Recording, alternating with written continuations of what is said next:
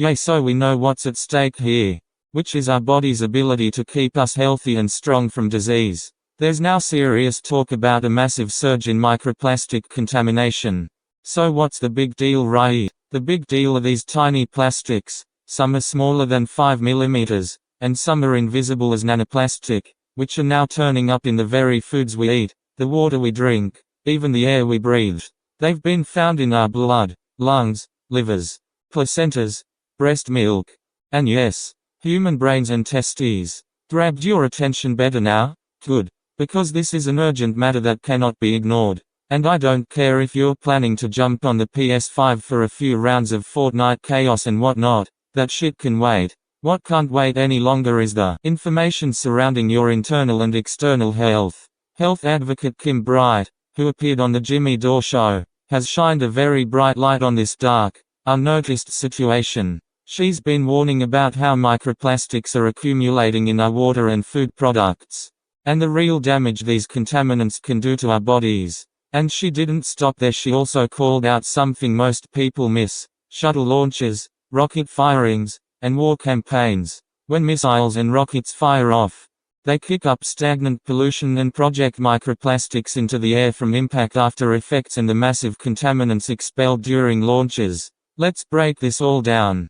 Microplastics come from everyday sources: single-use packaging, tire wear on roads, synthetic clothing fibers shedding in the laundry, and breakdown of larger plastics in the environment. They don't biodegrade. What happens instead is they get broken down smaller and sneakier, entering our bodies through food like seafood, salt, honey, tea, and produce. This also includes bottled and tap water.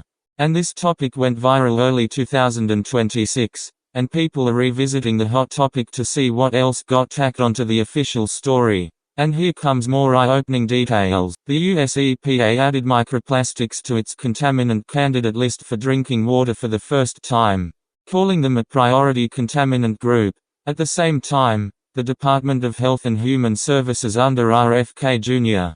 launched the $144 million STOMP initiative, Systematic Targeting of Microplastics. This program aims to measure what's in our bodies, figure out exactly how it causes harm, and develop ways to remove it. It's a big step toward treating this like the public health issue it is. Kim Bright has been ahead of the curve, emphasizing how these particles build up and disrupt everything from our gut to our hormones. Studies show they cause oxidative stress, inflammation, and can mess with the microbiome, potentially leading to leaky gut and more broader health issues. One concerning human study linked microplastics in arterial plaques to higher risks of heart attack, stroke, or death. Animal and lab research points to endocrine disruption, reproductive problems, and even particles crossing into the brain. It's not full panic yet, and regulators say current food levels don't prove definitive harm in humans, but the direction is clear. This buildup over years isn't harmless.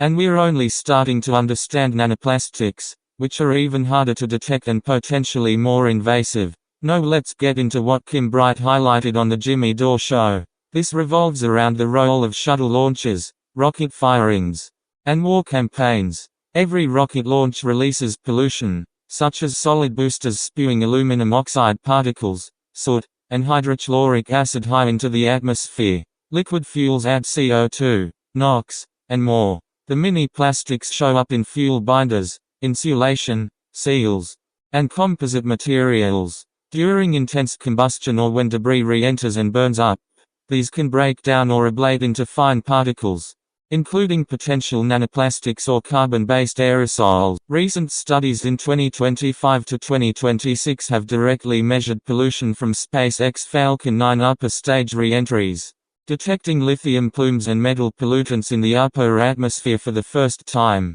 With thousands more satellites launching yearly for mega constellations like Starlink, re-entering debris is injecting more particles that linger longer up there. Missiles, bombs, and conflicts are even more chaotic. Explosions pulverize buildings, vehicles, and infrastructure, aerosolizing massive dust clouds full of particulate matter, including microplastics from plastics in construction, consumer goods, and debris.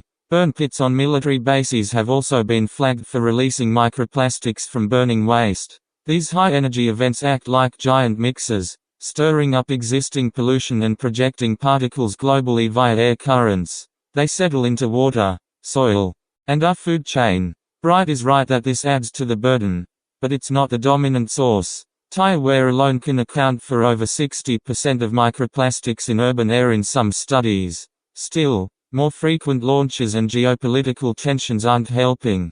The cumulative load keeps rising. Microplastics and nanoplastics are now infiltrating human brains at alarming rate, raising serious concerns about their impact on neurological health. Recent studies, including a landmark 2025 analysis published in Nature Medicine, have detected significantly higher concentrations of micro and nanoplastics in brain tissue compared to the liver or kidneys, often 7 to 30 times greater.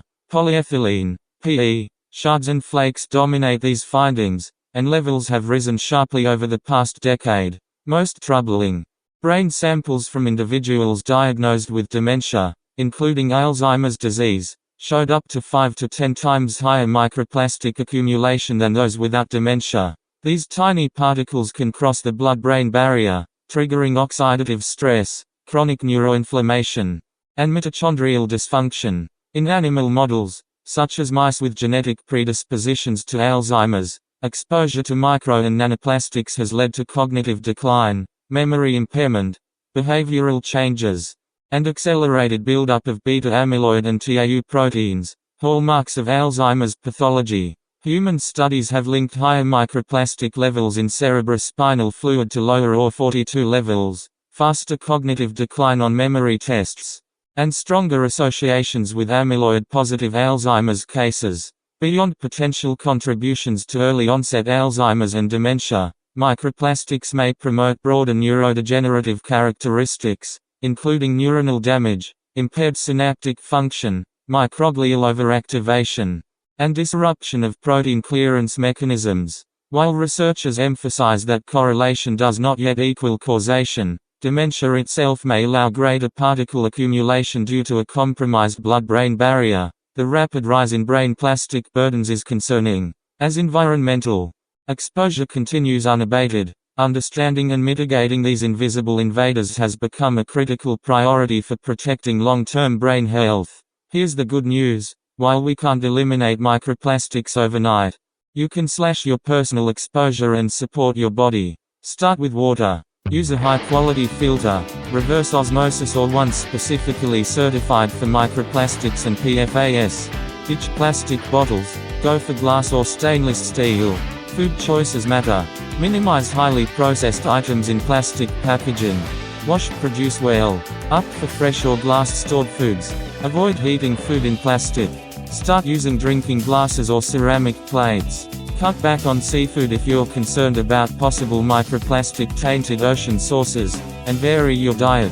And when you're at home, start reducing synthetic clothing wear, because it sheds microfibers in your washing machine that latches onto your clothing. Also consider using a laundry filter or wash less. Vacuum with HEPA. Improve ventilation. For gut and inflammation support, Kim Bright often points to fermented foods like kimchi or sauerkraut. Emerging ideas suggest a healthy microbiome with fiber and probiotics may help bind or manage some particles and reduce overall stress, though it's no miracle detox. Long-term, push for bigger changes, less single-use plastic production, better waste management, and cleaner rocket tech. So this 2026 moment focusing on which EPA action and STOMP funding to initiate, is a real opportunity toward invoking change. Remember, stay informed, seeking out ways you can enjoy life while protecting your health. If this hits home, drop a like. Comment what change you're making first, like a water filter, or maybe you want to start moving away from less plastic packaged foods. Either way, your body will thank you. Share this with someone who needs the wake-up call. Stay curious. Stay proactive. See you in the next one. So if you liked what you saw and heard today about this informative topic matter, then smash that like button. Make sure to subscribe to Mind Blast Mechanics, where we dive deep into the observations that matter. We'll get back to you as soon as possible. If you have a question to be answered, don't miss our next video, so make sure to tap that bell. Thanks for watching.